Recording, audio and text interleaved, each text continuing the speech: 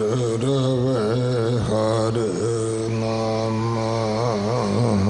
बाणी गुरु गुरु है बाणी विच बाणी अमृत सारे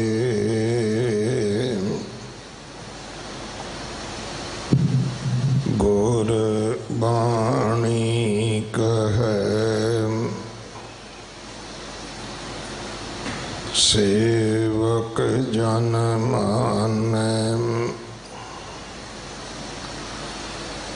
पर तख गुरु निस्तारे बाणी बिरलो विचार सी जे को गुरमुख होए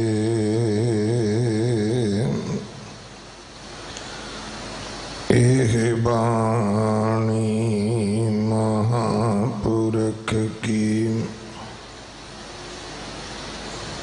निज कर वासा होए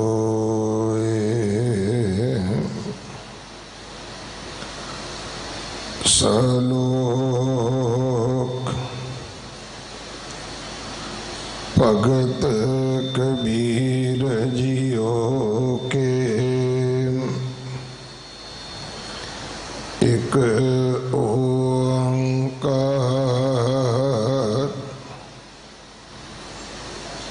सतगुर प्रसाद कबीर जेते पाप किए राखे तल दुराए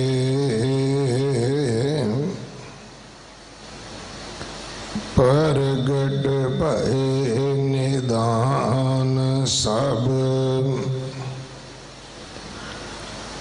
जब पूछे धर्म राय कबीर हर का सिमरन छाड़ कर पालियो बहुत कुटुंब तंदा करता रह गया पाई रहया ना बंद कबीर हर का सिमरन छाड़ कर रात जगावन जाए सरपन होए कह अवतर जाए उपन्ने खाए कबीर हर का सिमरन छाड़ कर अहोई राख नार गद ही होए कह अवतर पार सह मन चार कबीर हर का सिमरन छाड़ कर अहोई राख नार गद ही होए कह अवतर पार सह मन चार वाहिगुरु जी का खालसा वाहिगुरु जी की फतेह। श्लोक भगत कबीर जियो के इस बाणी दे विचों 4 श्लोकां दा पाठ जो 1370 अंग ते दर्ज है, अज आप जी ने सरवण किया है। इसके विचार भाई मनप्रीत सिंह प्रचारक दिल्ली से गुरुद्वारा प्रबंधक कमेटी आप जी को सरवण करवाउणगे। कल सिंह साहिब भाई हरप्रीत सिंह जी जथेदार श्री अकाल तख्त साहब, उन्होंने हाजरी भरनी है। श्रीमान महंत हरबंस सिंह जी सेवा पंथी टकाना साहब वाले महापुरख जो पिछले समय अंदर अकाल चलाना कर गए, तिन्हां दे निमित्त संगती अरदास का समागम कल गुरुद्वारा टकाना साहब पंजाबी बाग होवेगा। सवेरे 9 बजे तो लैके 1 बजे तक MH1 ਅਤੇ टाइम TV चढ़ती कला ते ये सारा समागम वर्ल्ड वाइड लाइव टैलीकास्ट होना है। बहुत सारे YouTube चैनल जेडे ने वो भी लाइव करनगे। सो बहुतात विच संगत नूं बेनती है कि आप जी घरां विच बैठ के इस समागम की हाजरी भरो, अरदास में शामिल होवो, क्योंकि समय की नजाकत है। नहीं तो शायद दिल्ली का बहुत वड्डा इकट्ठ होंदा कल, पर प्रशासन इस गल की इजाजत नहीं दिंदा। सो डिस्टेंस बना के रखना, मास्क ला के रखना, ये बहुत जरूरी होवेगा। जिहड़े प्राणी उत्थे हाजरी भरनगे, पटना साहब के जथेदार साहब, केसगढ़ साहब के जथेदार साहब अते विशेष करके श्री हरमंदर साहब दरबार साहब के हैड ग्रंथी साहब, सारिया ने हाजरी भरनी है। बहुत सारे सेवा पंथी महापुरख उत्थे हाजरी भरनगे। गुरु 5वें पातशाह गुरु अर्जन देव महाराज जी का शहीदी गुरपुरब 14 तरीक को है। गुरुद्वारा बंगला साहब, सीसगंज साहब, रकाबगंज साहब अमृत वेले तो लैके बाद दोपहर तक बहुत शरधा सत्कार दे नाल मनाया जाना है। जिमें पिंडां थामां तो लैके विदेशों तक भैणां बीबियां रोज़ सुखमनी साहब जी दे पाठ कर रही हैं। आपां भी बाणी पढ़दे हां, सेवा करते हैं। गुरु का ये पावन गुरपुरब शरधा सत्कार दे नाल मनाइए। संग्रांद इस महीने की 15 तरीक को है। Guru Tegh Bahadur covid care centre Gurudwara Rakabganj Sahib, कोई भी कोरोना का पेशेंट बीमार आदमी उतों अपना फ्री इलाज करा सकता है। गुरुद्वारा बाला साहब गुरु हरकृष्ण साहब महाराज जी के पवित्र नाम तो बन रहा जो हॉस्पिटल है, उसका पहला चरण किडनी डायलिसिस का फ्री हॉस्पिटल सी 100 बिस्तरे का। हुण आम हॉस्पिटल 125 बिस्तरियां का जो 60 दिनों में तैयार हो रहा है। उहदे वास्ते संगत नूं प्रबंधक सेवादारां वल्लों बेनती है कि जो समान उत्थे लोड़ींदा है, भावें बैड होण, भावें वो वेंटीलेटर होण, ये आप जी सेवा अपने हथी भी कर सकते हो, भेज भी सकते हो। सो अगले समय लिए गुरबाणी विचार सरवण करिए जी। वाहिगुरु जी का खालसा, वाहिगुरु जी की फतेह। वाहिगुरु वाहिगुरु। धन वाहिगुरु साहिब जी, धन वाहिगुरु साहिब जी। कबीर सब ते हम बुरे, हम तज पलो सब कोए। जिन ऐसा कर बुझिया मीत हमारा सोए। जिन ऐसा कर बुझिया मीत हमारा सोए। परम सन्मानयोग धन धन साहिब श्री गुरु ग्रंथ साहिब जी महाराज बाला प्रीतम साहिब श्री गुरु हरकृष्ण महाराज तिन्हां दे पावन पवित्र इतिहासक अस्थान गुरुद्वारा श्री बंगला साहिब विखे सਹਿਬਾ ਦੀ पावन पवित्र दरबार अंदर हाजरियां भर रहे अते पावन गोद विच जुड़ बैठे सत्कारयोग सतसंगी जनों, वड भागे हाँ सतगुर सच्चे पातशाह जी दी अपार किरपा रहमत बख्शी सदका सानू ये समा सतगुर दी पावन गोद विच बैठ के अते इंटरनेट टीवी के माध्यम राही अपने घरां विच बैठ के इस पावन अस्थान तो चल रही लड़ीवार गुरु शब्द की कथा दियां विचारां नूं श्रवण करन दा सुभाग समा प्राप्त होया है। जिन्हां 4 श्लोकां दी विचार श्री गुरु हरकृष्ण महाराज जी की कृपा रहमत सदका उन्हां दी पावन गोद विच बैठ के असीं रल मिल के करनी है।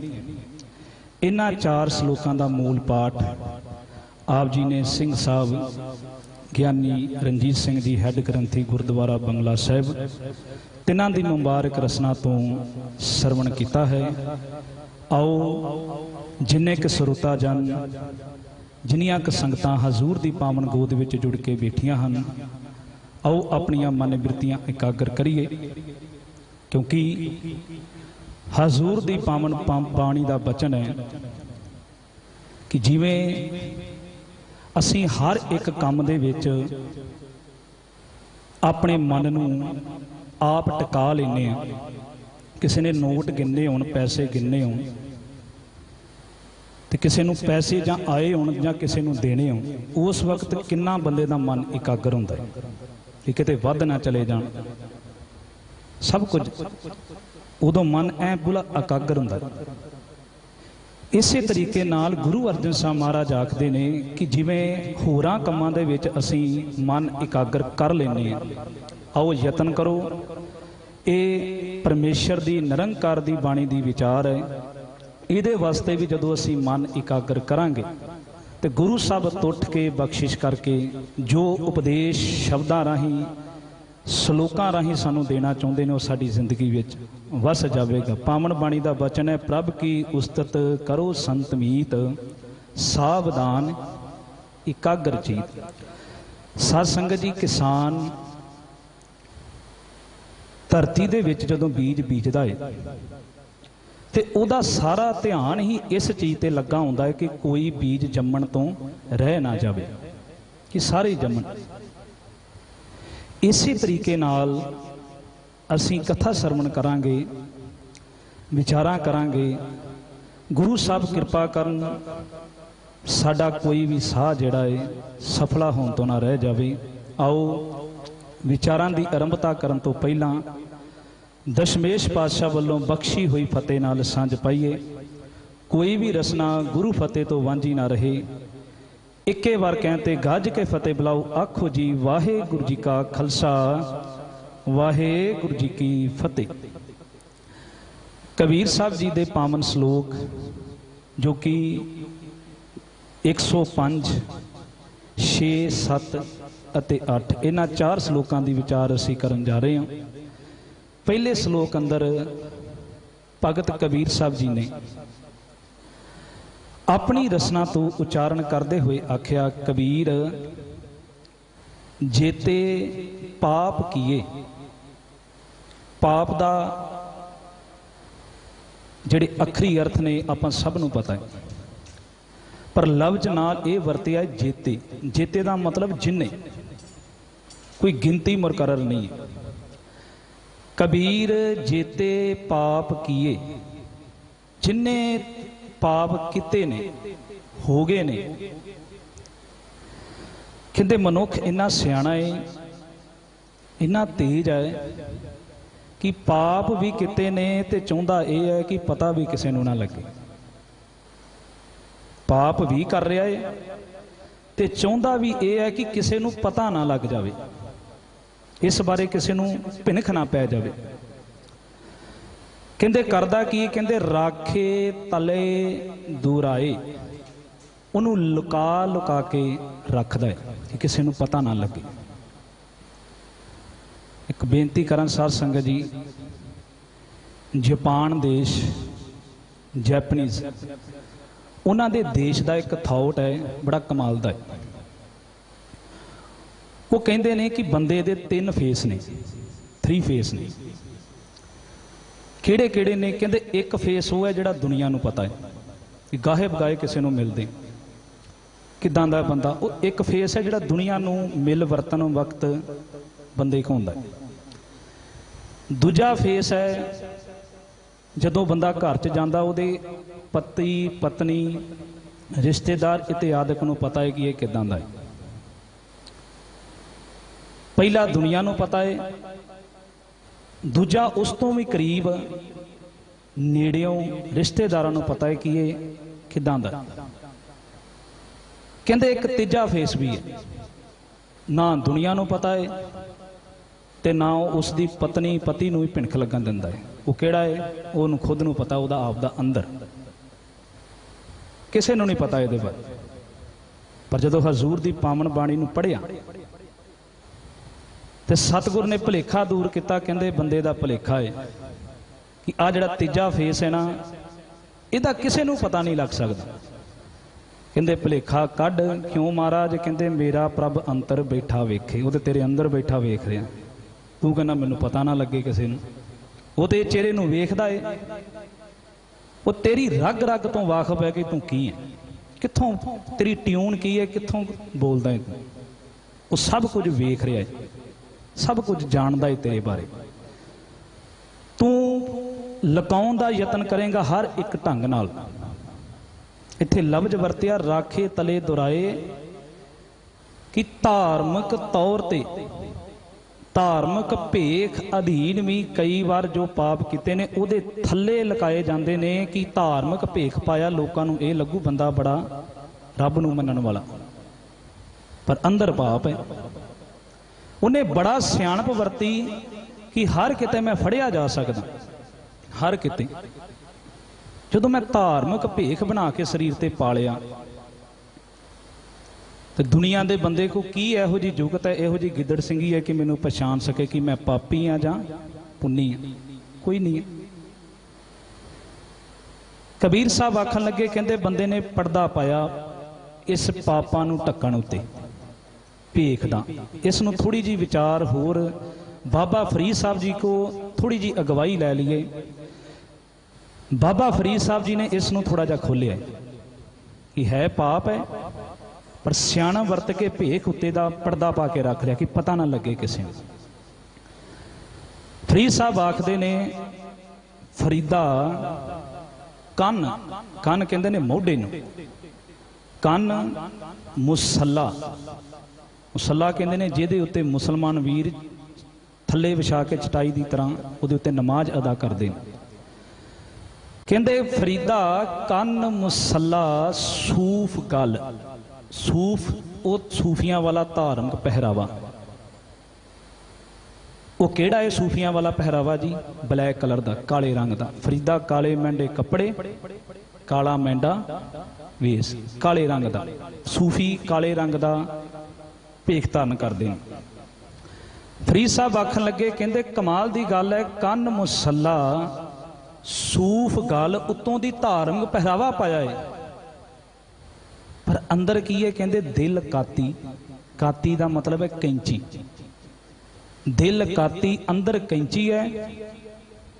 गुड़ वात, वात का मतलब है गल्लां बोल चाल। कहंदे अंदर कैंची है पर गल्लां गुड़ नालों भी मिठियां करदा है। अंदर कैंची है पर बाहर दी जिहड़ी मिठास है ना उहदी ज़बान ते शहद नूं ते गुड़ नूं भी फिक्का पा दिंदी, इन्ना मिठा। पर ये चीज किहदे थले ढकी है जी?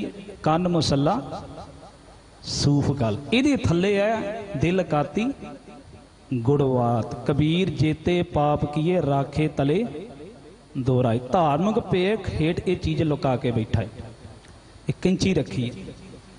ते साध संगत जी कैंची का काम की हुंदा? कातरां करनी, वड़ वड़ सुट्टी जाना। अच्छा, दर्जी की दुकान ते जिहड़ी कैंची पई हुंदी है, सूई लगन तो पहला उन्होंने कैंची लगती है कपड़े नूं, वो तो सीन दे काम आउंदा, सीन दे काम आउंदी है, कपड़ा कटिंग करन दे काम आउंदी। आ जिहड़ी बंदे अंदर कैंची पई है ना साध संगत जी, ये जिथे बहिंदा है, जिथे खलोंदा है, जिथे जांदा कातरां कर कर सुट्टी जा रही है। जिथे जांदा इधर दी गल उधर ला दी, उधर दी गल उधर ला दी, एक कैंची अंदर चलदी। मैं कई बार ये भी बेनती करदा हुन्ना, गुरु प्यारिओ, दर्जी की दुकान ते पई कैंची, जे उन्हें घर दे विच कपड़े की कटिंग करनी, उन्हें घर च वखरी रखी, उस दुकान तो घर नहीं लैके आउंदा। ये नहीं है कि अपने रिश्तेदारां को गया तो कैंची नाल नाल चुकी फिरिया। कदी सुनिया होवे इदां दा कोई टेलर दर्जी होवे? कोई नहीं होवे। पर बाबा फरीद साहब आखन लगे, कहंदे जिहड़ी अंदर कैंची रखी है ना बंदे ने, ये जिथे मर्जी चला जाए कैंची नाल नाल ही जा रही। जे अमेरिका गया तां नाल, कैनेडा गया तां नाल, यूरोप गया तां नाल, क्योंकि अंदर है, अंदर कैंची सामभ के रखी। जदों एयरपोर्ट ते साध संगत जी असीं पहुंचते हाँ, वो चैकिंग करते हैं कि साडी कंट्री दे विच कोई इहो जी चीज़ ना आ जाए जिहदे करके साडी कंट्री नूं खतरा होवे। उन्हां कोल मशीन है, वो चैक करते हैं। हुण साध संगत जी बैगां नूं चैक करने वास्ते तो मशीन है, कोई इदां दी मशीन बनी है, इदां दा एक्सरा बनया है कि जिहड़ा इत्थे फिर के दस सके कि अंदर की रखिया इन्हें। अंदर कैंची है। ये बचन है, कहते फरीदा कन मुसला सूफ गल, दिल काती अंदर कैंची है, गुड़वात बाहरों जुबान तो मिठा। इदां तुहानूं एहसास कराउंदा कि मैं तुहाडे बारे चंगा सोचदा, इन्ना गुड़ नालों मिठा है, मिलापड़ा है। कहते याद रखियो ये बंदा किवें दा है? कहते बाहर दिसे चानना, बाहरों ते चानना है, पर ये अंदर की दिल अंधियारी रात। अंदर ते मस्या नालों भी कुप हनेरा बैठा है। इहो जिहा बंदे दा जीवन है, उन्हें इस शिहारी नाल इस धार्मिक लिबास थले लुका लिया। होरां दे ते पता लग जू, इहदे थले कोई पता नहीं ला सकदा, क्योंकि इत्थे आस्था की गल ते शरधा की गल आ जाती। पर भगत कबीर साहब जी आखन लगे, कहंदे कि सारियां को तो लुका लेगा, क्योंकि सारियां को दृष्टि नहीं। बाहर दी दुनिया बाहर दे पहरावे तो जज करती है, पर अकाल पुरख परमेश्वर गुरु साहबान है ना, वो साडे अंदर तो जज करते हैं कि अंदर की है। ये तां लफ्ज वरत्या, मेरा प्रभ अंतर बैठा वेखे। इस करके मनुख नूं ये भुलेखे विचों कढिया है कि लुकाउण दी लोड़ नहीं, इनू खत्म करन दी लोड़ है। तू कित्थे लुका के रखेंगे? दस मैनूं ऐसी किहड़ी जगह है जिथे परमेश्वर नहीं है। तो लफ्ज अगला वरत्या, कहंदे जदों बंदा ये पाप लुका लुका के रखदा जो कीते ने, कहंदे प्रगट भए निहिदान सब। इहो जिहा समा बनदा है, इहो जिहा कुदरत दा रब्बी कानून है, जिन्हें मर्जी लुका के रखे। धार्मिक लिबास हेठ भी भावें लुका लुका के रख लवे, कहंदे एक ना एक दिन प्रगट हो ही जाने ने, इन्हें होना ही होना। गुरु अंगद साहब महाराज जी ने अपने सलोकां अंदर इत्थों तक कहा कि बंदा पाप करके धरती के तल विच भी जाके बह जाए, आखे मैं किसी को पता नहीं लगन देना, जो मैनू कोई वेखूगा ही नहीं, मैनू मेरे बारे की अंदाजा लाऊ। उत्थे उत्थे जाके भी गुरु अंगद साहब पातशाह जी आखते हैं, कहते अंदर बह के कर्म कमावे 100 चौह कुंडी। उत्थे बह के भी जेकर तू कर्म करदा है ना, वो भी प्रगट हो जाते एक ना एक दिन। इस करके पाप ना कर। गुरु तेग बहादुर महाराज जी का बचन है, नर अचेत पाप ते डर रही, पापां तो डर, क्योंकि तेरे कोई ऑप्शन ही नहीं है कि लुका के रख सके। ये ऑप्शन नहीं है तेरे को, ये प्रगट भी होने ने ते तेनों कोई 24 घंटे वॉच भी कर रहा है, वेख रहा है तेन। हुण जदों पापां दी गल बाणी चो गुरु प्यारे चलती है ना, ते पाप का संबंध है सुरत नाल। ਜਿਹੜਾ ਬੰਦੇ ਨੇ ਮਨ ਵਿੱਚ ਕੋਈ ਪਾਪ ਲੈ ਕੇ ਆਂਦਾ ਉਹਨੂੰ ਪਾਪ ਆਖਿਆ ਏ, ਤੇ ਜਦੋਂ ਉਹਨੂੰ ਪ੍ਰੈਕਟੀਕਲ ਰੂਪ ਦੇ ਦਿੰਦਾ ਉਹਨੂੰ ਅਪਰਾਧ ਆਖਿਆ। ਤੇ ਸੰਸਾਰ ਦੇ ਵਿੱਚ ਸਾਧ ਸੰਗਤ ਜੀ ਅਪਰਾਧ ਦੀ ਸਜ਼ਾ ਹੁੰਦੀ, ਪਾਪ ਦੀ ਕੋਈ ਸਜ਼ਾ ਨਹੀਂ। ਕਿਉਂਕਿ ਅਪਰਾਧ ਵਾਸਤੇ, ਅਪਰਾਧ ਸਾਬਤ ਕਰਨ ਵਾਸਤੇ ਐਡਵੋਕੇਟ ਕੇਸ ਲੜਦੇ ਨੇ, ਦਲੀਲਾਂ ਦਿੱਤੀਆਂ ਜਾਂਦੀਆਂ ਨੇ, ਕਿਉਂਕਿ ਉਹਨੇ ਪ੍ਰੈਕਟੀਕਲ ਕਰ ਲਿਆ। ਪਰ ਪਾਪ ਜਿਹੜਾ ਇਹਨਾਂ ਸੁਰ ਦੇ ਨਾਲ ਸੰਬੰਧ ਰੱਖਦਾ, ਇਹਦਾ ਕੋਈ ਐਡਵੋਕੇਟ ਨਹੀਂ, ਅੰਦਰ ਦੀ ਗੱਲ ਹੈ। ਹੁਣ ਇੱਥੇ ਬੈਠੇ ਵੀ ਸਾਧ ਸੰਗਤ ਜੀ ਬੰਦੇ ਅੰਦਰ ਕੀ ਚੱਲਦਾ ਪਿਆ ਕਿਸੇ ਨੂੰ ਨਹੀਂ ਪਤਾ। ਪਾਪ ਉਹ ਹੈ ਜਿਹੜਾ ਬੰਦਾ ਮਨ ਦੇ ਤਲ ਤੇ ਸੋਚਦਾ ਹੈ, ਕਿਸੇ ਦਾ ਮਾੜਾ ਕਿਸੇ ਦਾ ਬੁਰਾ। ਤੇ ਅਪਰਾਧ ਉਹ ਹੈ ਜਿਹੜਾ ਉਸ ਨੂੰ ਪ੍ਰੈਕਟੀਕਲ ਇਲਜ਼ਾਮ ਜਦੋਂ ਦੇ ਦਿੰਦਾ ਹੈ। ਅਪਰਾਧ ਦੀ ਸਜ਼ਾ ਹੈ, ਪਾਪ ਦੀ ਦੁਨੀਆ 'ਚ ਕੋਈ ਸਜ਼ਾ ਨਹੀਂ। ਪਰ ਗੁਰੂ ਸਾਹਿਬਾਨ ਆਖਣ ਲੱਗੇ ਕਿ ਭਲਿਆ ਅਪਰਾਧ ਕਰਨਾ ਤੇ ਬੜੀ ਦੂਰ ਦੀ ਗੱਲ, ਪ੍ਰੈਕਟੀਕਲ ਕਰਨਾ ਤੇ ਬੜੀ ਦੂਰ ਦੀ ਗੱਲ ਹੈ। ਤੇਰੀ ਸੁਰਤ ਵਿੱਚ ਵੀ ਪਾਪ ਨਹੀਂ ਆਉਣਾ ਚਾਹੀਦਾ, ਤੇਰੀ ਸੁਰਤ ਵਿੱਚ ਵੀ ਪਾਪ ਪਰ ਨਹੀਂ ਮਾਰਨਾ ਚਾਹੀਦਾ। ਤੈਨੂੰ ਇਹੋ ਜਿਹਾ ਮੈਂ ਬਣਾਉਣਾ ਚਾਹੁੰਦਾ। ਇੱਥੇ ਵੀ ਪਾਪ ਖੰਭ ਨਾ ਖਿਲਾਰੇ ਆਪਣੇ। ਤੇ ਇੱਕ ਬੇਨਤੀ ਹੋਰ ਕਰਾਂ ਗੁਰੂ ਪਿਆਰਿਓ, ਬਾਣੀ ਦੇ ਅਟੱਲ ਬਚਨ ਨੇ, ਪਾਪੀ ਪਾਪ ਕਮਾਉਂਦੇ ਕਰਦੇ ਹਾਏ ਹਾਏ। ਇਹ ਪਾਪੀ ਬੰਦੇ ਪਾਪ ਕਮਾਉਂਦੇ ਨੇ ਤੇ ਨਾਲ ਦੇ ਨਾਲ ਰਿਜ਼ਲਟ ਵੀ ਮਿਲਦਾ ਪਿਆ, ਹਾਏ ਹਾਏ ਕਰਦੇ ਨੇ, ਤੜਫਦੇ ਨੇ। ਪਾਪੀ ਪਾਪ ਕਮਾਉਂਦੇ ਕਰਦੇ ਹਾਏ ਹਾਏ। ਕਿ ਇਨਸਾਨ ਨੂੰ ਇਹ ਨਹੀਂ ਪਤਾ ਕਿ ਮਹਾਰਾਜ ਕਹਿੰਦੇ ਪਾਪ ਕਮਾਉਂਦਿਆਂ ਤੇਰਾ ਕੋਈ ਨਾ ਬੇਲੀ। ਸਭ ਪਤਾ ਹੈ, ਸਭ ਪਤਾ। ਕੋਈ ਤੇਰਾ ਮਿੱਤਰ ਨਹੀਂ, ਕੋਈ ਤੇਰੀ ਪਤਨੀ ਨਹੀਂ, ਕੋਈ ਤੇਰਾ ਘਰ ਦਾ ਤੇਰੇ ਨਾਲ ਨਹੀਂ। ਇਹ ਸੱਚਾਈ ਹੈ। ਪਾਪ ਕਮਾਉਂਦਿਆਂ ਤੇਰਾ ਕੋਈ ਨਾ ਬੇਲੀ, ਕੋਈ ਨਹੀਂ ਬਣਦਾ ਤੇਰੇ ਨਾਲ, ਕੋਈ ਹੋ ਹੀ ਨਹੀਂ ਸਕਦਾ। ਸਤਿਗੁਰ ਸੱਚੇ ਪਾਤਸ਼ਾਹ ਜੀ ਕੋ ਪੁੱਛਣਾ ਪਊ, ਮਹਾਰਾਜ ਇਹਨੂੰ ਪਤਾ ਹੈ ਕਿ ਪਾਪ ਕਰਦਾ ਵੀ ਹੈ ਤੇ ਨਾਲ ਹਾਏ ਹਾਏ ਵੀ ਕਰਦਾ ਹੈ, ਤੜਫਦਾ ਵੀ ਹੈ ਬਹੁਤਾ, ਜਿਉਂ ਪੱਕਾ ਰੋਗੀ ਵਿਲ ਲਾਏ ਵਾਲੀ ਸਟੇਜ ਤੇ ਵੀ ਪਹੁੰਚਦਾ ਹੈ। ਇਹਨੂੰ ਇਹ ਵੀ ਪਤਾ ਹੈ ਕਿ ਪਾਪ ਕਮਾਉਂਦਿਆਂ ਕੋਈ ਨਾ ਬੇਲੀ ਰਾਮ। ਮਹਾਰਾਜ ਇਹੋ ਜਿਹੀ ਕੀ ਚੀਜ਼ ਹੈ ਜਿਹਦੇ ਕਰਕੇ ਬੰਦਾ ਪਾਪ ਕਰਨ ਤੱਕ ਮਜਬੂਰ ਹੋ ਜਾਂਦਾ ਹੈ? ਕਿ ਉਹ ਦਰਦ ਵੀ ਸਹਿੰਦਾ ਏ, ਇਹਨੂੰ ਪਤਾ ਵੀ ਹੈ ਕਿ ਬੇਲੀ ਵੀ ਹੈ, ਫਿਰ ਵੀ ਪਾਸੇ ਨਹੀਂ ਹਟਦਾ।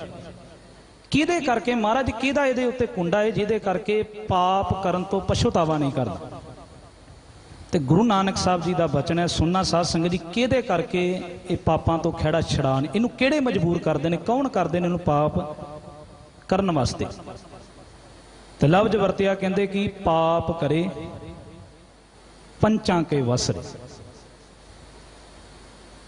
ਇਹ ਜਿਹੜੇ ਪਾਪ ਕਮਾਉਂਦਾ ਹੈ ਨਾ ਬੰਦਾ, ਇਹਨਾਂ ਪੰਜਾਂ ਦੇ ਅਧੀਨ ਹੋ ਕੇ ਕਮਾਉਂਦਾ ਹੈ, ਪੂਰਾ ਉਹਨਾਂ ਦਾ ਜ਼ੋਰ ਚੱਲਦਾ ਇਹਦੇ ਉੱਤੇ। ਪਾਪ ਕਰੇ ਪੰਚਾਂ ਕੇ ਵਸਰੇ, ਇਹਦੇ ਅਧੀਨ ਹੋ ਕੇ ਇਹਦੇ ਕੋਲ ਪਾਪ ਹੁੰਦੇ ਨੇ, ਜਿਹਦੇ ਕਰਕੇ ਤੜਫੀ ਵੀ ਜਾ ਰਿਹਾ ਹੈ।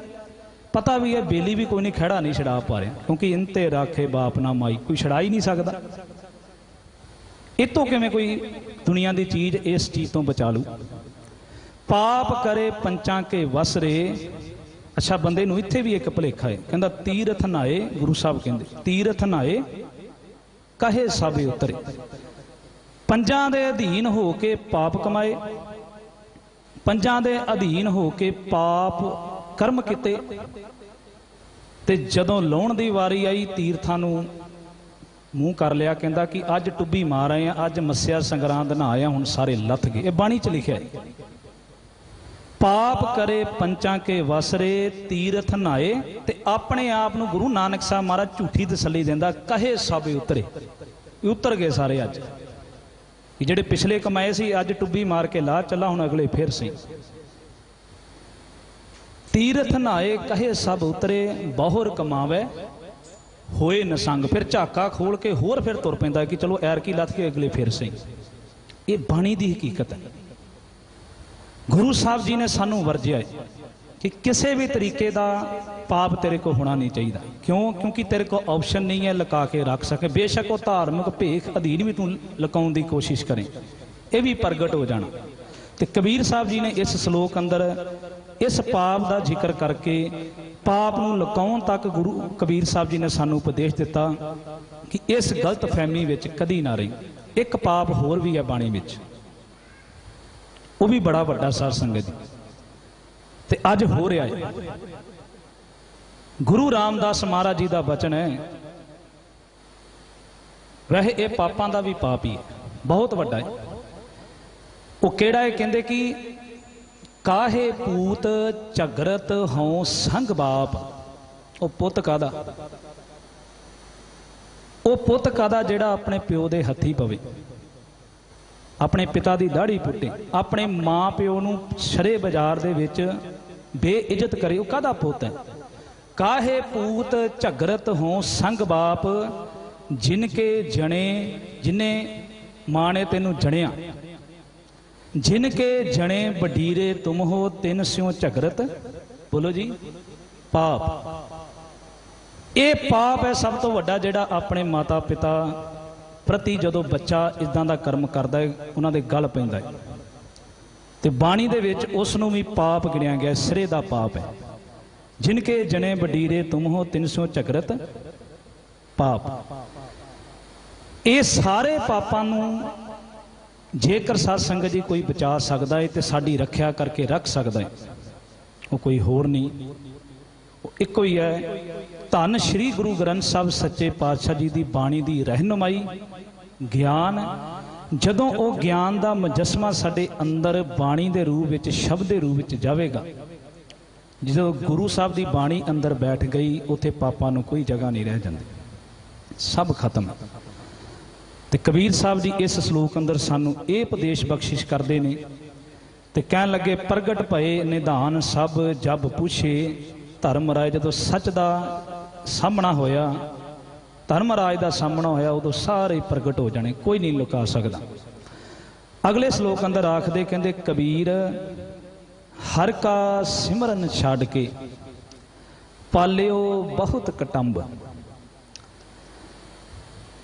ਸਿਮਰਨ ਨੂੰ ਸਤਿਗੁਰੂ ਗੁਰੂ ਗ੍ਰੰਥ ਸਾਹਿਬ ਦੀ ਪਾਵਨ ਬਾਣੀ ਨੇ ਬੜੀ ਮਹੱਤਤਾ ਦਿੱਤੀ ਹੈ। ਸਿਮਰਨ ਸੰਸਕ੍ਰਿਤੀ ਦਾ ਵਰਡ ਹੈ ਤੇ ਪੰਜਾਬੀ ਦੇ ਵਿੱਚ ਇਹਨੂੰ ਕਹਿੰਦੇ ਆ ਯਾਦ, ਯਾਦ ਕਰਨਾ। ਇੱਕ ਜਗਿਆਸੂ ਬਿਰਤੀ ਸਤਿਗੁਰੂ ਨੂੰ ਸਵਾਲ ਕਰਦੀ ਹੈ ਕਿ ਪਾਤਸ਼ਾਹ ਤੁਸੀਂ ਬਾਰ-ਬਾਰ ਕਹਿੰਦੇ ਹੋ ਕਿ ਸਿਮਰਨ ਕਰਨਾ ਹੈ, ਸਿਮਰਨ ਕਰਿਆ ਕਰ। ਮਹਾਰਾਜ ਜੀ ਮੈਨੂੰ ਇਹ ਦੱਸੋ ਕਿ ਸਿਮਰਨ ਕਿੰਨੇ ਕੁ ਚਿਰ ਤੱਕ ਕਰਨਾ ਹੈ? ਟਾਈਮ ਮੁਕਰਰ ਹੋਵੇ। ਅੱਛਾ ਸਾਧ ਸੰਗਤ ਜੀ, ਇਸ ਤੋਂ ਵੀ ਅੱਗੇ ਇੱਕ ਹੋਰ ਬਿਰਤੀ ਸਮਾਜ ਦੇ ਵਿੱਚ ਪਾਈ ਜਾਂਦੀ, ਉਹ ਇਹ ਹੈ, ਕਈ ਆਣ ਕੇ ਪੁੱਛਦੇ ਨੇ, ਕਹਿੰਦੇ ਕਿ ਸਿਮਰਨ ਕਿੱਦਾਂ ਕਰੀਏ, ਕਿਵੇਂ ਕੀਤਾ ਜਾ ਸਕਦਾ, ਸਿਮਰਨ ਕਿੱਦਾਂ ਕਰੀਏ?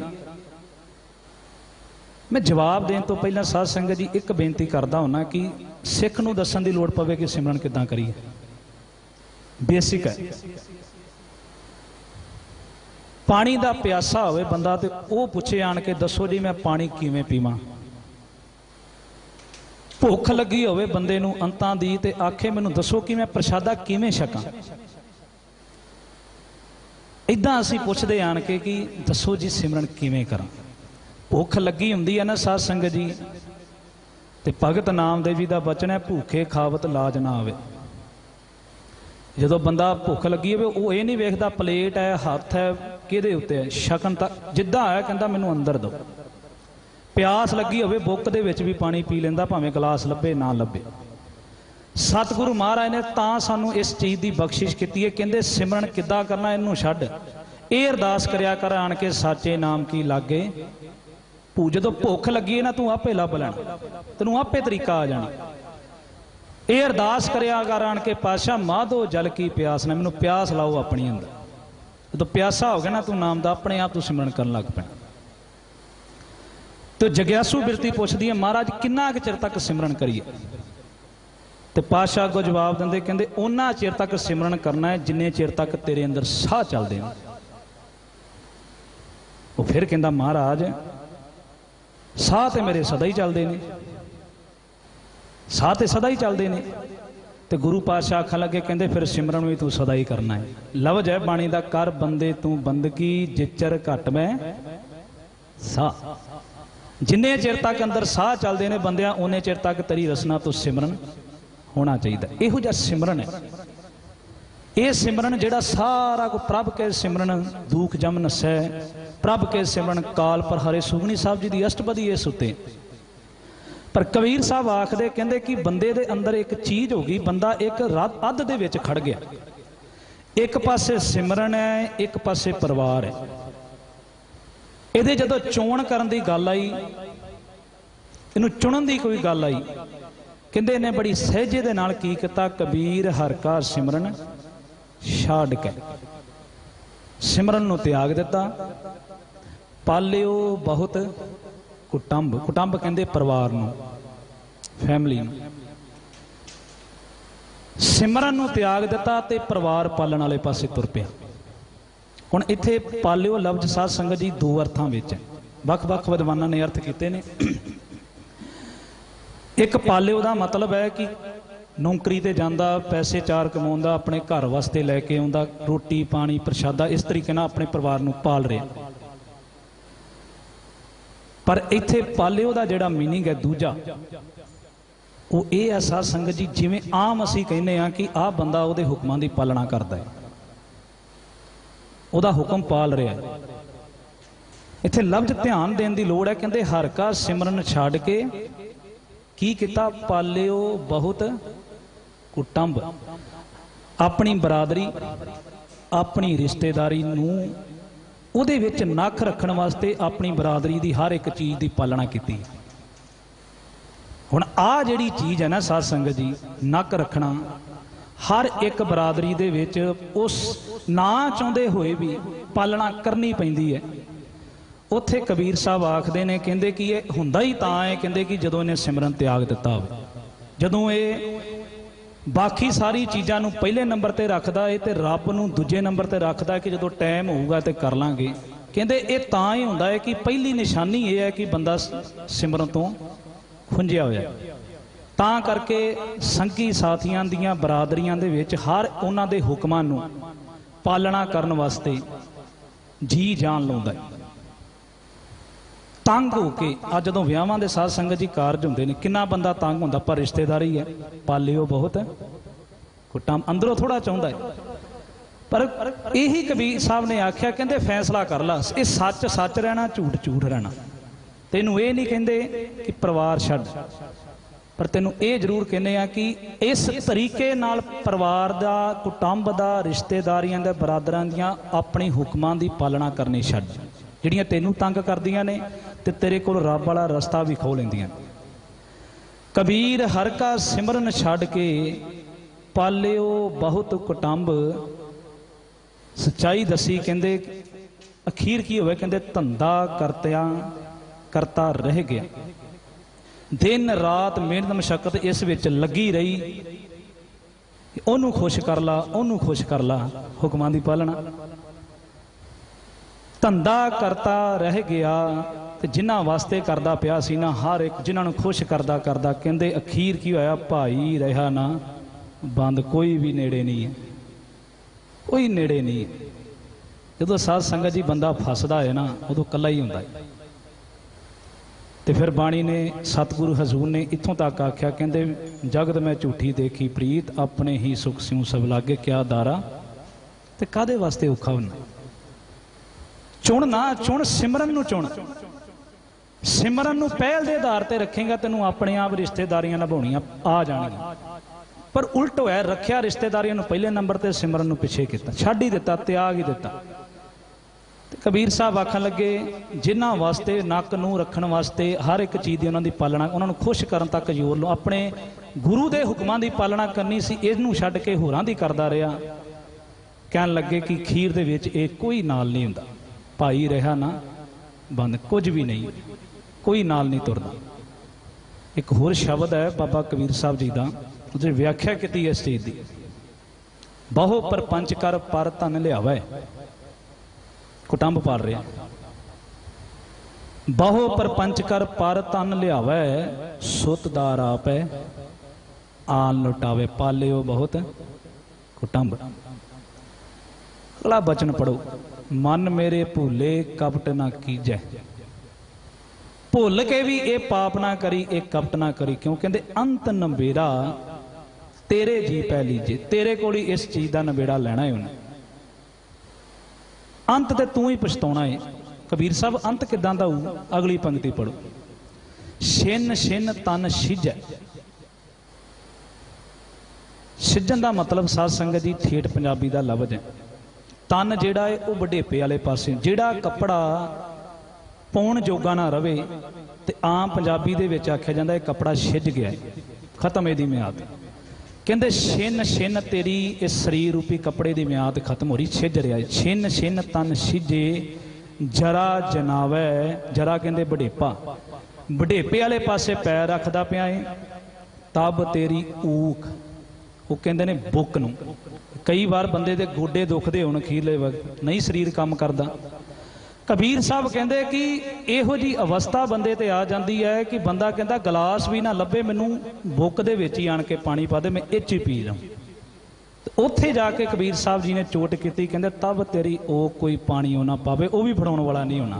पालियो बहुत कटंब, मन मेरे भूले कपट ना कीजे। सच्चाई है दुनिया की, जिन्नी छेती सच्चाई नूं समझांगे उन्ना ही इस चीज़ विचों बच सकते हैं। साध संगत जी, मैनूं एक इतिहास की गाथा चेते आउंदी है, जिथे उस सिख दे सामने एक पासे परिवार है, एक पासे रिश्तेदार, एक पासे उहदा गुरु है। हर घर सिमरन छड्ड के पालियो बहुत, दोनों दे विच खड़ा है। पर उहदी चोण वेखियो साध संगत जी, चोण किड्डी कमाल दी है। वो साडे वर्गा नहीं सी। बाबा बंदा सिंह बहादुर जी जदों उन्होंने गुरदास नंगल की गढ़ी तो गिरफ्तार करके दिल्ली लैके आए, तो कहते उस जलूस दे विच, उस बंदी सिंघां दे विच एक 22-23 साल का बच्चा सी, जिहदा नवां नवां हाली विआह होया सी, आनंद कारज होया सी। उन्होंने भी लै आए चांदनी चौंक की धरती ते 900 ਸਿੰਘਾਂ ਦਾ। साध संगत जी एक पिंड विच एक जाना ही चढ़ाई कर जाए, सारे पिंड च सोग पै जांदा। महल्ले च इक्के दिन 800-900 ਸਿੰਘਾਂ नूं हथ पिछे बन के धौण उन्हां दी फट्टे ते रख के जलाद इक्को वार दे नाल खत्म कर दिंदा। ईन मना रहे अपनी, तुसीं मन्नो पर नहीं मानते। इसे लड़ी दे विच इसे ही ऐस जलाद की तलवार उहदी धौण उत्ते है। मां आण के आप ही कहती ना मारियो मेरे पुत नूं। जलाद आंदा क्यों? कहते सिख नहीं हैगा। क्यों? क्योंकि वह पहला ही तहकीकात करके ले आई सी इस चीज़ की। उन्हें पहला बटाले की धरती ते रतन चंद नूं कहा कि मेरा बच्चा नजायज चुक के लै गया। जदों उन्हें मां दे अथरू वेखे ते रतन चंद ने उस वक्त दे सूबेदार अब्दुल्ले कोल मां नूं लैके गया कि मैं इत्थों तक लैके आ सकदा, अगे मेरी पहुँच नहीं। अब्दुल्ले ने जदों मां दे उहदी पत्नी दे अथरू वेखे तो वह कहन लगा, कहंदा कि मैं लिख सकदा इस चिट्ठी उत्ते कि तफ्तीश कर ली है कि यह बच्चा सिख नहीं सी, पर बादशाह फरशीर दे सामने मैं नहीं जा सकदा, इत्थे तुसीं जाओ। वो चिट्ठी लैके ये मां इत्थे आई है। तो ऐन मौके उत्ते जदों बच्चा कतल होने लगा है, कहंदी कि ना मारियो, ये सिख नहीं है।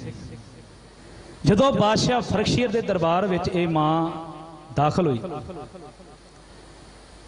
तो फरशीर दे सामने दुहत्थड़े पाउंदी है, रोंदी है, गिड़गड़ाउंदी है कि मेरे नजायज बच्चे ने तुसीं चुक आए हो, तो सिख ही नहीं है। हुण जदों बादशाह फरशीर दे कान विच ये मां दे बोल पए, एक मुस्कुराहट आई बादशाह फरशीर दे चेहरे उत्ते। तख्त तो खड़ा होया, मुस्कुराहट कादी सी? ध्यान दें। बादशाह फरशीर अपने मन ही मन अंदर सोचन लग पिया, कहंदा रोज 100 ਸਿੰਘਾਂ ਨੂੰ ਅਸੀਂ कतल करते हैं, कहंदा एक भी सिंह कोलों, एक भी सिख कोलों असीं अपनी ईन हाले तक मनवा नहीं सके। एक भी सिख ने हाले तक साडी गल नहीं मन्नी। ये मां अपने बच्चे का दुख लैके आई है खुद कह रही है कि मेरा बच्चा सिख नहीं है,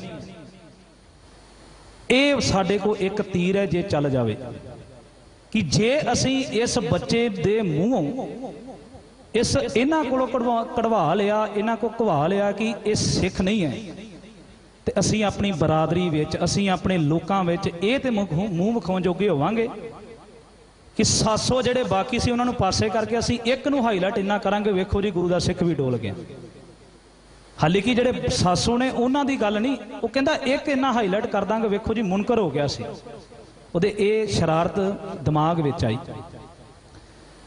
ते मां नूं आखन लगा, कहंदा मां जा तेरे बच्चे नूं माफ किता, पर एक शर्त है। कहंदी की?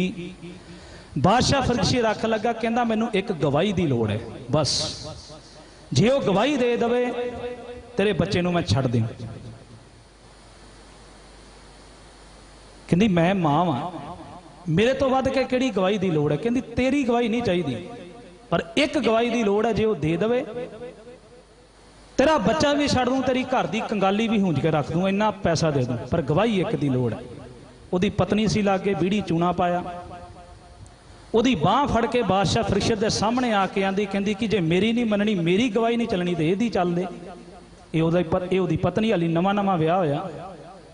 ते बादशाह फरिश्त आखन लगा, मां ना तेरी गवाही की लोड़ है, ना तेरी इस नौं की गवाही पै सकती है, पर इक्को एक गवाही की लोड़ है, जे वो पै जावे बच्चा भी माफ, सारा कुछ तुहानूं कंगाली भी हूंज के रख देवांगा।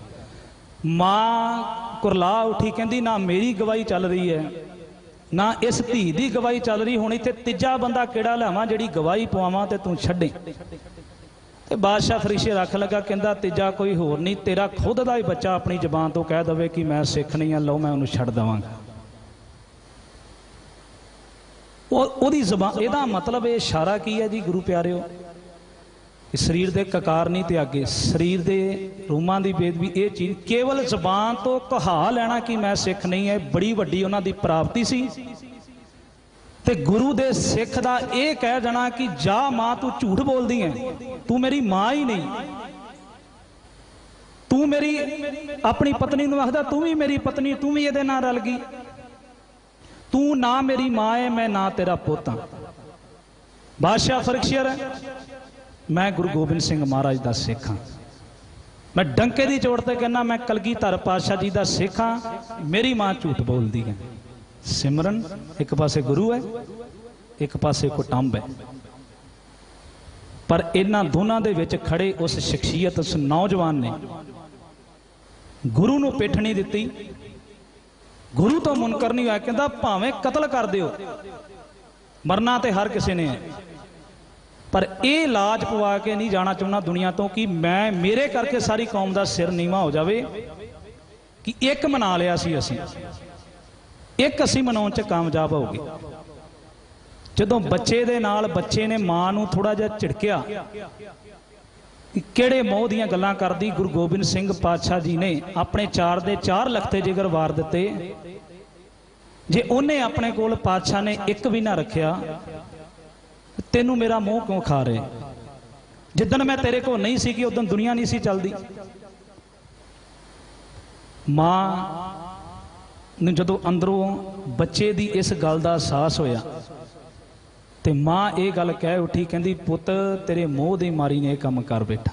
इहदा मतलब कि मोह साध संगत जी इदां पड़दा पाउंदा है कि गुरु वाले पासे में तुहानूं पिठ करा दिंदा, परिवार दे उत्ते इन्ना बंदा अटेंशन जे देन लग पवे तो गुरु वाले पासे जांदा जांदा चला ही जांदा।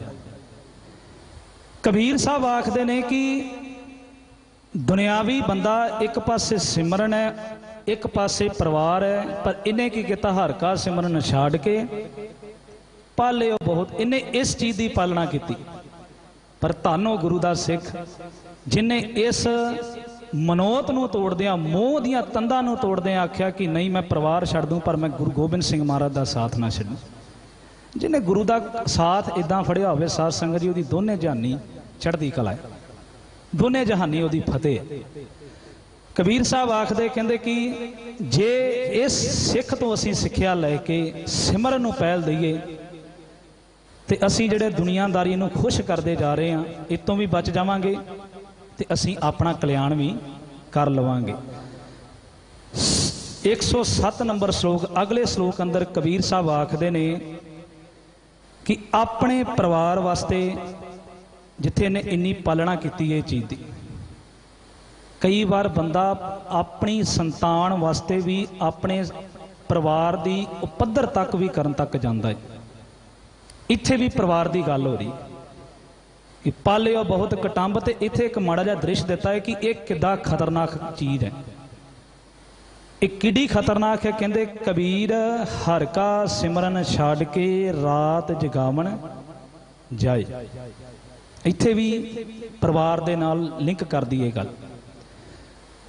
मड़ियां दे विच सिवियां दे विच जाके, क्योंकि तांत्रिक विद्या कहती है कि जिस घर दे विच औलाद ना होवे, जिस घर विच संतान ना होवे, ते अद्धी रात नूं सिवियां दे विच जिथे कोई मुर्दा साड़िया है, अद्धी रात सिविया दे विच भैन औरत उत्थे जावे, इशनान करे, चलीहा कटे, इस तो बाद उहदे घर दे विच इत्थों तक भी लिखिया है कि जिस दी चिखा जल रही हुंदी सी ना पुराने समय अंदर, उदों तो चार दीवारी नहीं सी शमशान भूमियां च, जिस दी चिखा चल रही हुंदी सी उहदी एक लक्कड़ निकी जी टुकड़ा चलदी शिखा चों कढ के पानी च घोल के उत्ते पा लेना, ते पिछे भावना ये सी कि जेड़ा ये दुनिया तो कूच किता है गया है, ਇਹਦੇ घर ਵਿੱਚ जिन्ने भी प्राणी ਜਾਂ कोई भी ਹੋਵੇਗਾ उधर डेथ हो जाएगी तो मैनू मेरे घर ਵਿੱਚ किसी बच्चे का जन्म हो जाए। पालिओ बहुत कुटुंब, ये भी एक समाज का दृश्य है, ये भी सच्चाई है। तो कबीर साहब आख लगे, कहते कि शमशान दे सिवियां दे विच जाके उत्थे चलीए कटने, तांत्रिक विद्या दे अधीन होके दूजे दा पुत, कई इहो जिहे भी केस आए कि दूजे दा पुत चुकिया, उहदी छाती ते निके निके किल ठोक के बच्चा तड़फिया मर गया, ते परे उस जगह दे उत्ते आन के सिवियां दे विच इशनान किता, बच्चे उत्ते बह के, ते भावना यह है कि जेदा ये बच्चा चला गया है तो मेरे घर विच बोलो जी औलाद आ जावे। कबीर साहब जी ने भुलेखा कढ़िया, कहते कि ये जिहड़ी औरत इहो जे परिवार संतान वास्ते उपद्र कर रही है, कहते ये औरत नहीं मनुख नहीं, कहते सरपण होए कै औतरै जाए अपने खाए। सपनी की करती है साध संगत जी, अपने बच्चे खा जाती। वो बच्चे हुंदे ही बड़े ने, वो जिन्ने क खाधे जाते खा लेंदी है, जेड़े क बच गए वो तो निकल गए, पर जेड़े खा गए वो गए। कबीर साहब जी ने इहो जी औरत की तुलना, इहो जे सोचनी की तुलना सरपणी नाल दिती है, जिहड़ी दूजियां दा घर उजाड़ के अपना घर वसाउणा चाहुंदी है। कहन लगे कि सप तो घट नहीं है, सप भी अपने बच्चे खा जाता है, सपनी अपने बच्चे खा जाती है। कहन लगे कि जिस नूं मार के दूजे दा ते अपने घर विच औलाद पैदा कीती है, सुख आवे, कहंदे याद रखी मां, सरपण होए के उतरे जाए अपने खाए। तू अपने पैदा होने वाले बच्चे का तू सुख खा गई, तू कहनी सुख होवे, तू पहले ही सुख खा गई, जिमें सपनी अपना बच्चे खा जाती। ये हकीकत है साध संगत जी, इत्थों तक बंदा भी पालिओ बहुत कुटुंब तक जाता है। ये सानू गुरु साहब जी तो, मैं इहो जे भी वेखे गुरु प्यारिओ, इहो जे भी जोतशी हैगे ने कि किसी दी मदर इन लॉ सस वस च ना आवे, तो इहो जे भी तांत्रिक विद्या कहती है कि आटे की गुड्डी बना के ते रात नूं सिवियां च जाई, ते 7 सूइयां उस आटे की गुड्डी की छाती दे विच मारी, जिन्नियां सूइयां इधर वजन गियां, जिवें जिवें आटा सुकदा जावेगा उवें उवें तेरी सस सुकदी जावेगी।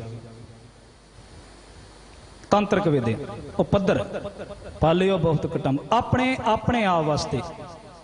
कबीर साहब जी ने आख्या, कहते ना करे पाप, इस चीज़ का फायदा कोई नहीं होना, जिस सुख वास्ते करना सुख तू खा गई है पहला।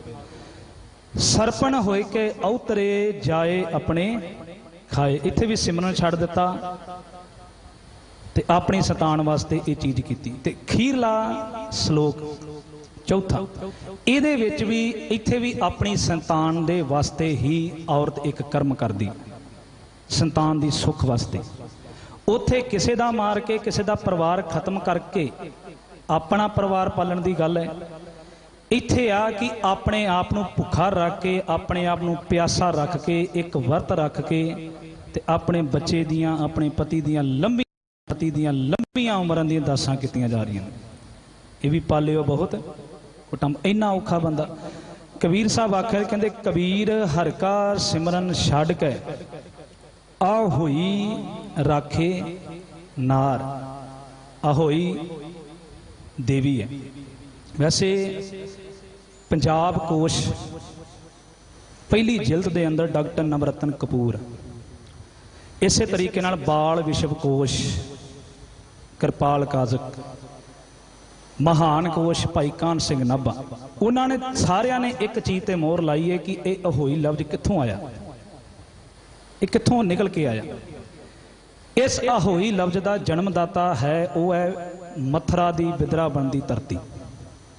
ਹੋਇਆ ਕਿ ਗਾਥਾ ਆਉਂਦੀ, ਕਹਿੰਦੇ ਕਿ ਸ਼੍ਰੀ ਕ੍ਰਿਸ਼ਨ ਜੀ ਜਦੋਂ ਬਾਲ ਅਵਸਥਾ 'ਚ ਸੀ, ਉਸ ਵਕਤ ਦੋ ਦੈਂਤ ਸੀ, ਅਕਾਸੁਰ ਤੇ ਬਕਾਸੁਰ। ਜਦੋਂ ਪਿੰਡ ਦੀਆਂ ਔਰਤਾਂ ਜੰਗਲ ਦੇ ਵਿੱਚ ਪਾਣੀ ਭਰ ਕੇ ਲਿਆਉਂਦੀਆਂ ਸੀ ਤਾਂ ਤੰਗ ਬੜਾ ਕਰਦੇ ਸੀ। ਇਹਨਾਂ ਸਾਰਿਆਂ ਨੇ ਇਕੱਠੇ ਹੋ ਕੇ ਸ਼੍ਰੀ ਕ੍ਰਿਸ਼ਨ ਨੂੰ ਬੇਨਤੀ ਕੀਤੀ ਕਿ ਸਾਨੂੰ ਇਹ ਤੋਂ ਬਚਾਓ। ਤੇ ਜਦੋਂ ਬਾਰ-ਬਾਰ ਲੋਕਾਂ ਨੇ ਇੱਕੋ ਹੀ ਗੱਲ ਰਟਾਈ ਤੇ ਬਾਲ ਅਵਸਥਾ 'ਚ ਸੀ, ਛੋਟੇ ਸੀ ਹਾਲੇ, ਆਪਣਾ ਘਰ ਛੱਡ ਕੇ ਇਹਨਾਂ ਨੂੰ ਮਾਰਨ ਵਾਸਤੇ ਘਰੋਂ ਨਿਕਲ ਗਏ। ਹੁਣ ਜਦੋਂ ਮਾਤਾ ਯਸ਼ੋਦਾ ਨੂੰ ਇਸ ਚੀਜ਼ ਦਾ ਪਤਾ ਲੱਗਾ ਕਿ ਮੇਰਾ ਪੁੱਤ ਉਹਨਾਂ ਰਾਖਸ਼ਾਂ ਦੇ ਵੱਧ ਕਰਨ ਵਾਸਤੇ ਗਿਆ, ਮਾਰਨ ਵਾਸਤੇ, ਜਿਹੜੇ ਬੜਾ ਖਤਰਨਾਕ ਨੇ, ਇਸ ਚਿੰਤਾ ਦੇ ਵਿੱਚ ਮਾਤਾ ਯਸ਼ੋਦਾ ਨੇ, ਕਹਿੰਦੇ ਉਸ ਵਕਤ ਸਾਰਾ ਦਿਨ ਨਾ ਅੰਨ ਖਾਦਾ ਨਾ ਪਾਣੀ, ਕੁਝ ਵੀ ਨਹੀਂ। ਇਸ ਚਿੰਤਾ ਦੇ ਵਿੱਚ ਕਹਿੰਦੇ ਜਦੋਂ ਸ਼੍ਰੀ ਕ੍ਰਿਸ਼ਨ ਜੀ ਉਹਨਾਂ ਨੂੰ ਮਾਰ ਕੇ ਵਾਪਸ ਆਏ ਤੇ ਪਿੰਡ ਵਿੱਚ ਜਦੋਂ ਗੱਲ ਘੁੰਮੀ, ਕਹਿੰਦੇ ਇਹ ਕੀ ਅਨਹੋਈ, ਇਹ ਤੇ ਅਨਹੋਈ ਗੱਲ, ਭਾਵ ਜਿਹੜੀ ਹੋ ਨਹੀਂ ਸੀ ਸਕਦੀ ਸ਼੍ਰੀ ਕ੍ਰਿਸ਼ਨ ਨੇ ਉਹ ਕਰ ਦਿੱਤੀ। ਤੇ ਇਹ ਅਨਹੋਈ ਭਾਵ ਜਿਹੜੀ ਹੋ ਨਹੀਂ ਸਕਦੀ ਸੀ, ਹੋਈ ਇਸ ਸ਼ਕਤੀ ਦੇ ਰੂਪ ਦੇ ਪ੍ਰਤੀਕ ਵਜੋਂ ਤੇ ਆਪਣੇ ਬੱਚਿਆਂ ਦੀ ਤੰਦਰੁਸਤੀ ਵਾਸਤੇ, ਆਪਣੇ ਪਤੀ ਦੀ ਤੰਦਰੁਸਤੀ ਵਾਸਤੇ ਇੱਕ ਦਿਨ ਕੱਤਕ ਦੇ ਅੱਸੂ ਦੇ ਨਰਾਤਿਆਂ ਵਿੱਚ ਵਰਤ ਰੱਖ ਕੇ ਆਪਣੇ ਆਪ ਨੂੰ ਭੁੱਖਾ ਰੱਖਣਾ। ਇਸ ਚੀਜ਼ ਤੋਂ ਇਹ ਲਫ਼ਜ਼ ਹੌਲੀ ਹੌਲੀ ਰੂਪਾਂਤਰਿਤ ਹੋ ਕੇ ਸਾਡੇ ਸਾਹਮਣੇ ਆ ਗਿਆ, ਅਨਹੋਈ ਤੋਂ ਅਹੋਈ। ਤੇ ਇਸ ਦੀ ਜਨਮਦਾਤੀ ਜਿਹੜੀ ਦੇਵੀ ਹੈ, ਕੋਈ ਭਵਾਨੀ ਹੈ, ਕੋਈ ਸੀਤਲਾ ਹੈ, ਵੱਖ-ਵੱਖ ਨੇ। ਪਰ ਕਬੀਰ ਸਾਹਿਬ ਜੀ ਨੇ ਆਖਿਆ, ਕਹਿੰਦੇ ਕਿ ਜਿੱਥੇ ਕੋਈ ਮਸਾਣਾ 'ਚ ਜਾ ਰਿਹਾ, ਇੱਥੇ ਵੀ ਰੱਬ ਵਾਲੇ ਪਾਸੇ ਨਹੀਂ ਆਏ ਕਿ ਆਪਣੇ ਬੱਚੇ ਦੀ, ਆਪਣੇ ਪਰਿਵਾਰ ਦੀ ਤੰਦਰੁਸਤੀਆਂ ਵਾਸਤੇ, ਇੱਥੇ ਵੀ ਸਿਮਰਨ ਨੂੰ ਛੱਡ ਦਿੱਤਾ। ਕਹਿੰਦੇ ਕਬੀਰ ਹਰਿ ਕਾ ਸਿਮਰਨ ਛੱਡ ਕੇ ਆ ਹੋਈ ਰਾਖੇ ਨਾਰ। ਇੱਥੇ ਵੀ ਵਰਤ ਰੱਖ ਰਹੀ ਉਹਦੇ, ਕਹਿੰਦੇ ਯਾਦ ਰੱਖਿਓ ਗਦੀ ਹੋਏ ਕੈ ਔਤਰੈ ਭਾਰ ਸਹੇ ਮਨ ਚਾਰ, ਕਿ ਉਹਦੀ ਸਵਾਰੀ ਮੰਨੀ ਗਈ ਹੈ ਖੋਤਾ, ਸਭ ਤੋਂ ਨੇੜੇ ਉਹਦੇ ਖੋਤਾ ਹੈ। ਕਹਿੰਦੇ ਜੇ ਤੇਰੇ ਇਸ ਵਰਤ ਤੋਂ ਖੁਸ਼ ਵੀ ਹੋ ਗਈ ਤੇ ਵੱਧ ਤੋਂ ਵੱਧ ਇਹੋ ਹੀ ਬਣ ਸਕਦੀ, ਹੋਰ ਤੇ ਤੂੰ ਕੁਝ ਨਹੀਂ। ਤੇ ਉੱਤੇ ਭਾਰ ਹੀ, ਖੋਤੇ ਉੱਤੇ ਭਾਰ ਹੀ ਲਟਕਾਇਆ ਜਾ ਸਕਦਾ, ਹੋਰ ਕੁਝ ਨਹੀਂ। ਇਸ ਕਰਕੇ ਵਰਤ ਰੱਖਣ ਦੀ ਬਜਾਏ, ਸਿਵਿਆਂ 'ਚ ਜਾਣ ਦੀ ਬਜਾਏ, ਪਾਲਿਓ ਬਹੁਤ ਕਟੰਬ ਵਾਲੇ ਪਾਸੇ ਜਾਣ ਦੀ ਬਜਾਏ ਸਿਮਰਨ ਨੂੰ ਤਵੱਜੋ, ਨਾਮ ਨੂੰ ਤਵੱਜੋ ਜਦੋਂ ਅਸੀਂ ਦੇਵਾਂਗੇ ਤੇ ਕਬੀਰ ਸਾਹਿਬ ਆਖਣ ਲੱਗੇ ਨਾ ਚਿੰਤਾ, ਨਾ ਝੋਰਾ, ਨਾ ਕੋਈ ਚੀਜ਼ ਤੈਨੂੰ ਦੁਖੀ ਨਹੀਂ ਕਰੇਗੀ, ਕਿਉਂਕਿ ਤੂੰ ਸਿਮਰਨ ਦੇ ਨਾਲ ਜੁੜਿਆ। ਪ੍ਰਭ ਕਾ ਸਿਮਰਨ ਸਭ ਤੇ ਉੱਚਾ, ਸਾਰਾ ਕੁਝ ਇਹਦੇ ਵਿੱਚ ਹੈ। ਆਓ ਕਬੀਰ ਸਾਹਿਬ ਜੀ ਤੇ ਧੰਨ ਸ਼੍ਰੀ ਗੁਰੂ ਹਰਿਕ੍ਰਿਸ਼ਨ ਮਹਾਰਾਜ, ਜਿਨ੍ਹਾਂ ਦੇ ਪਾਵਨ ਦਰਬਾਰ ਵਿੱਚ ਅਸੀਂ ਬੈਠ ਕੇ ਵਿਚਾਰਾਂ ਕਰ ਰਹੇ ਹਾਂ, ਸਾਡੇ ਤੇ ਕਿਰਪਾ ਕਰਨ, ਰਹਿਮਤ ਕਰਨ, ਬਖਸ਼ਿਸ਼ ਕਰਨ। ਜੋ ਵਿਚਾਰਾਂ ਕੀਤੀਆਂ ਨੇ, ਜੇ ਕਰਨ ਦੀ ਦਾਤ ਤੇ ਸੁਣਨ ਦਾ ਉਦਮ ਬਖਸ਼ਿਸ਼ ਕੀਤਾ ਹੈ, ਅਰਦਾਸ ਕਰੀਏ ਪਾਤਸ਼ਾਹ ਜੀ ਸਾਡੇ ਹਿਰਦਿਆਂ ਅੰਦਰ ਵੀ ਇਹ ਵਿਚਾਰਾਂ ਵਸ ਜਾਣ। ਆਓ ਗੁਰੂ ਸਾਹਿਬ ਕਿਰਪਾ ਕਰਨ, ਆਪ ਸਰਬੱਤ ਸੰਗਤ ਦੀ ਦਰ ਤੇ ਹਾਜ਼ਰੀ ਪ੍ਰਵਾਨ ਕਰਨ। ਭੁੱਲਾਂ ਚੁੱਕਾਂ ਦੀ ਖਿਮਾ, ਫਤਿਹ ਬੁਲਾਓ ਜੀ। ਵਾਹਿਗੁਰੂ ਜੀ ਕਾ ਖਾਲਸਾ, ਵਾਹਿਗੁਰੂ ਜੀ ਕੀ ਫਤਿਹ।